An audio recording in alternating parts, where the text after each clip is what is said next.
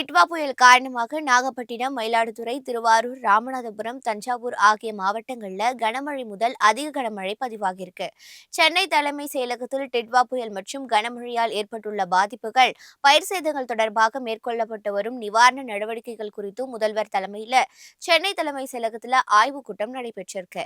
வடகிழக்கு பருவமழையால் குறிப்பாக டிட்வா புயல் காரணமாக டெல்டா மாவட்டங்களிலும் பெய்துள்ள கனமழை மற்றும் பிற மாவட்டங்களில் பரவலாக மழை பெய்து வருவதால் ஏற்பட்டுள்ள பாதிப்புகள், பயிர் சேதம் தொடர்பாக இந்த ஆய்வு நடத்தப்பட்டிருக்கு. வேளாண் பயிர்கள் குறிப்பாக நெற்பயிர் சேதம், இதர பயிர்கள் சேதம் குறித்தும், தோட்டக்கலை பயிர்கள் சேதம் குறித்தும் கணக்கெடுப்பு பணிகளை தொடங்கி அது தொடர்பான நடவடிக்கைகளை விரைந்து மேற்கொள்ள முதல்வர் அறிவுறுத்தியிருக்காரு.